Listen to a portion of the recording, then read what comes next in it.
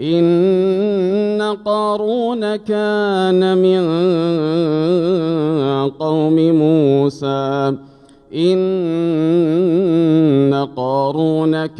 من قوم موسى فبغى عليهم وآتيناه من الكنوز ما إن مفاتحه لتنوء بالعصبة أولي القوة إذ قال له قومه لا تفرح إن الله لا يحب الفرحين وابتغ فيما آتاك الله الدار الآخرة ولا تنس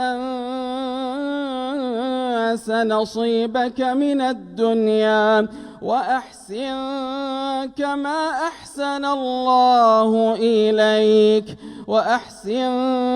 كما أحسن الله إليك ولا تبغ الفساد في الأرض إن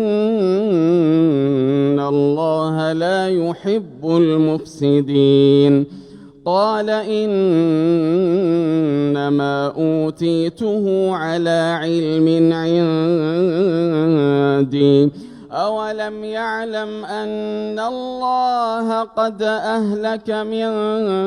قبله من القرون من هو أشد منه قوة وأكثر جمعا ولا يسأل عن ذنوبهم المجرمون فخرج على قومه في زينته قال الذين يريدون الحياة الدنيا يا ليت لنا مثل ما أوتي قارون إنه لذو حظ عظيم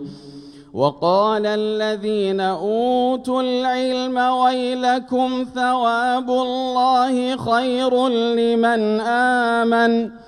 وقال الذين أوتوا العلم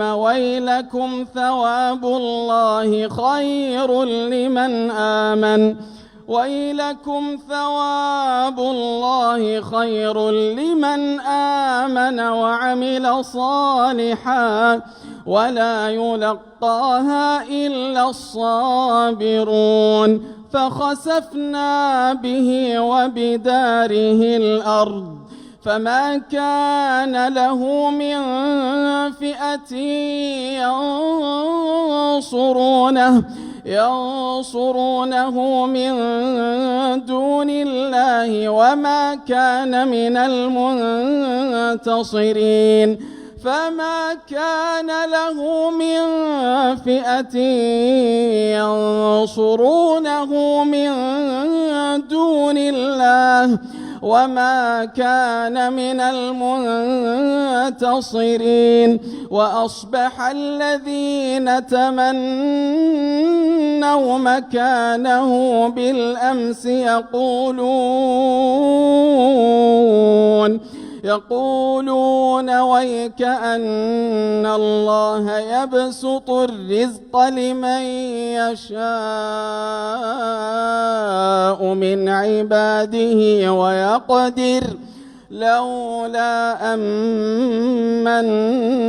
الله علينا لخسف بنا ويكأنه لا يفلح الكافرون تلك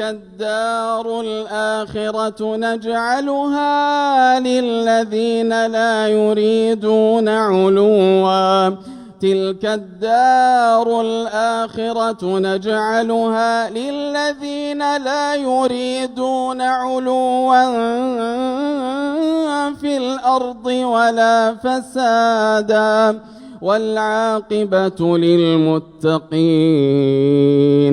من جاء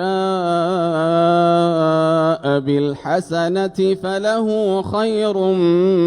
منها ومن جاء